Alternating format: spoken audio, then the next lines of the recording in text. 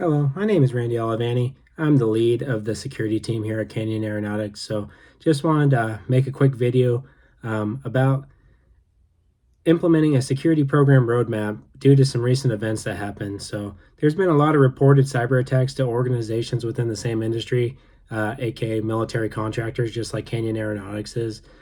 Specifically, ransomware attacks that have been kind of devastating these corporations and have resulted in significant financial and data losses, damaging the reputation and severely degrading business operations for extended periods of time. So, in lieu of those events, we really want to reassess our security posture and ensure that we can prevent or mitigate issues that arise along those same lines. So, the IT department would like to reemphasize established security policies and procedures and proactively address security awareness topics and concerns to help minimize attack surfaces and promote a security focused culture aimed to prevent mishaps like these from happening. So, there's going to be an official document that covers all of the topics that are discussed in this video. But just for reference, the concepts that will be reviewed are the technological literacy skills that are required to design components of information system solutions. We're going to provide a security roadmap illustration. We're going to discuss maintenance requirements for maintaining a robust security program, implementing best practices and following established frameworks, and then implementing secure design principles, identifying common security fails, and then lastly, security program monitoring and control tools to help maintain the program and make sure that it's meeting security objectives and goals for the organization.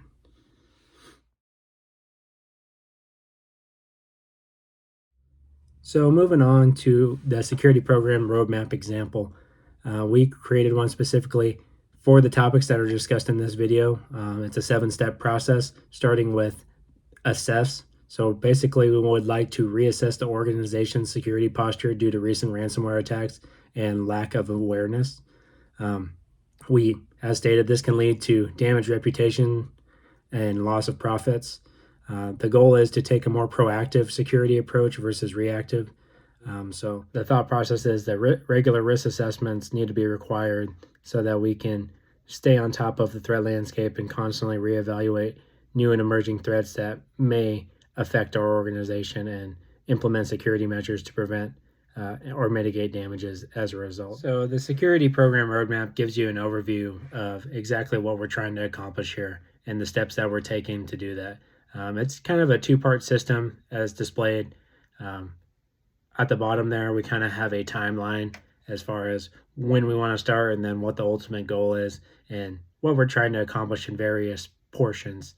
So we're starting with insecure systems, how we're going to prepare and gather information, and then optimize all those tools to create a very robust and pretty much ready to roll security program package, and then thoroughly test it and ensure everything's functional prior to operationalizing everything.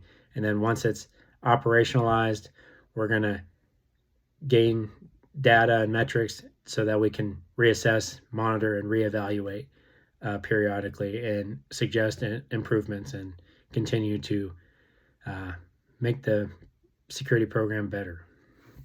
When we talk about technological literacy, it's basically an individual's ability to use, manage, understand, and access technology. So in regards to designing components of information system security program for an organization like Canyon Aeronautics, you need to be at least an intermediate, leaning more towards the advanced. Experience is going to be key here. So when someone has enough experience with something like software applications, hardware interactions, security processes, etc., they're going to be able to identify potential improvements and offer valuable feedback to refine processes. However, due to the experience that's necessary and being familiar with common terms and concepts to provide valuable input, you're going to need a higher proficiency level. Next, we have the maintenance requirements for the security program. There's numerous maintenance practices that are required to continuously evaluate system performance and security measure effectiveness. Popular methods that we plan to include are the regular risk assessments to identify new risks that require attention or new legal or regulatory compliance items that need to be researched and implemented. Compliance audits, they're going to identify how well the organization meets internal and external regulatory requirements or policy enforcement. Performance metrics are going to allow us to evaluate system performance and determine areas where components are overloaded or prone to failure, get a scope of how well the system resources are being utilized during peak demand times. A couple of those metrics are going to be like our mean time to repair, mean time between failure, up and down time, and overall system availability metrics, and key supporting factors to identify trends, scalability issues, and leading fail indicators. Another part will be patch management. So our system and application vulnerabilities mitigated through the use of automatic updates and routine patching. Performing regular system backups, protecting our information by scheduling regular backups, either through full incremental or differential backups to an offsite data storage solution to ensure the system can be recovered and business operations restored to a recent state in the event of hardware fail, error, or cyber attacks that result in data loss or corruption. Incident and data disaster recovery plans. They need to be maintained, periodically reviewed, and ensure that all entities involved understand their role and responsibilities. Auditing and event log entries. We're going to review those logs and track user activity, use them to help identify and troubleshoot system issues. And then the security teams can use those logs to investigate data breaches or ensure compliance with those regulatory requirements. Continuous and enterprise monitoring solutions. So those are going to help us provide a holistic view of the system and network and a centralized management console to provide a consolidated approach to system monitoring using the single pane of glass methodology. And then lastly, hardware and software life cycles. Those need to be considered and managed to adequately prepare for and track when software will no longer receive vendor support and thus will no longer receive security updates. So hardware needs to be proactively managed to ensure it can meet business demands, new additions, and can seamlessly integrate with existing infrastructure and can handle scaling business requirements. So there's quite a few best practices and frameworks available for reference that companies can use that have guidelines for an organization to use to create a robust security posture. So you can use them as a reference, but ultimately the organization will have to identify what concepts, practices, and procedures they would like to adopt and amend for their needs. Popular resources include the National Institute of Standards and Technology, known as the NIST. They're responsible for advancing technology and security standards within the U.S. Their cybersecurity framework provides guidelines for organizations to identify, protect, detect, respond to, and recover from cyber attacks. There's also the Service Organization Control Type 2, SOC 2, which is an auditing standard used by third-party auditors to assess the security, availability, processing integrity, confidentiality, and privacy of a company's systems and services. There's also the Center for Internet Security, CIS, controls. Those recommend best practices for organizations seeking to protect their networks from cyber threats. Framework includes 20 controls covering many security areas like access control, access management, and incident response. There's the ISO 27002, which is a code of practice that outlines more specific and detailed security controls. It can be kind of used in conjunction with ISO 27001. And those two, when implemented together, provide organizations with a comprehensive approach to information security management. And then lastly would be the Center for Internet Security benchmarks, which are community-developed secure configuration recommendations and best practices for hardening organization technologies against cyber attacks. So using elements from each of these documents are going to be crucial in creating the security program that we would like for Canyon Aeronautics. After the frameworks have been discussed, let's talk about some security design principles. So there's numerous ones. The ones that we think are most important are minimizing attack surface, which is pretty much simplicity in design using the KISS method. There's also secure by default, which means like for access control, we deny by default following a least privilege model. There's complete mediation, which ensures that every object is authenticated prior to being given access to any system. There's the open design principle, which basically states not to rely on secrecy to keep systems secure, but to include sufficient security controls to do that. Then there's separation of privilege, which means that not one individual can solely complete a process, like a very important process, that two individuals need to be required to enforce accountability and prevent individuals from circumventing internal controls.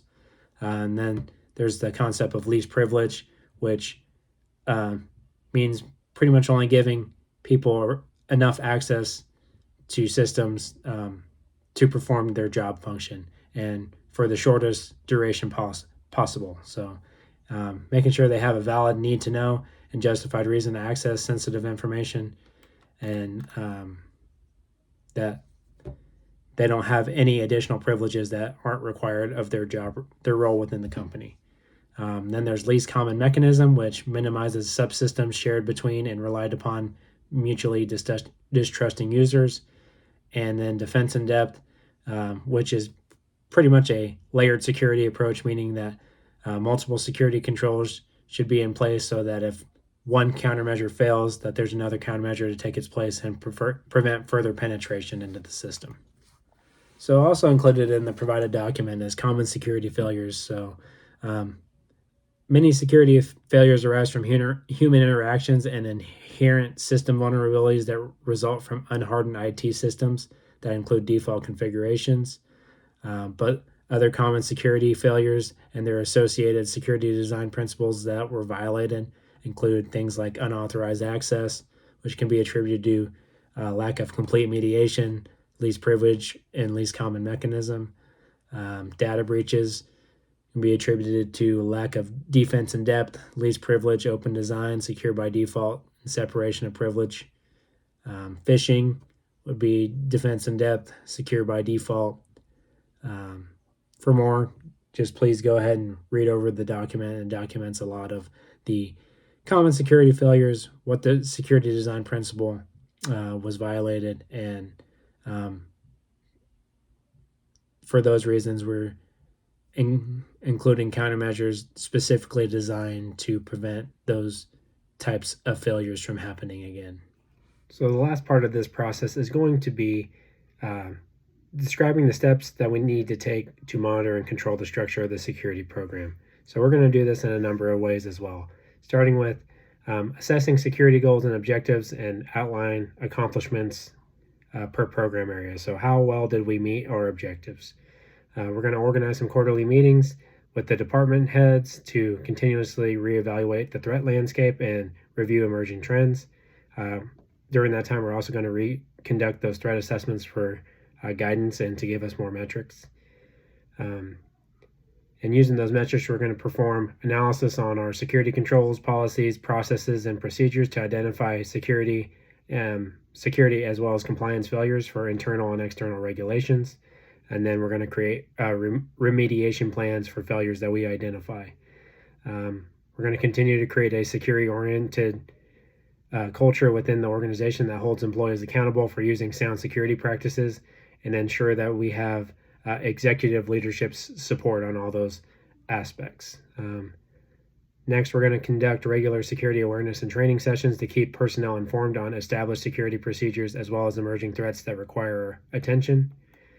We're going to put monitoring tools in place along with automation solutions to continuously monitor performance, detect threats, and alert responsible individuals of potential issues. And then all these techniques will provide the organizations with timely and accurate feedback on the IT security status, issues that we've encountered, and provide more metrics for us to base areas improvement, necessary next steps after that. So it's just a continuous revolving process. So that's going to do it for this security roadmap presentation for the security program at Canyon Aeronautics. If you have any questions about the process, feel free to reach out to me or the IT security department, and we'll be happy to answer anything that you might have. Thank you for your time. Goodbye.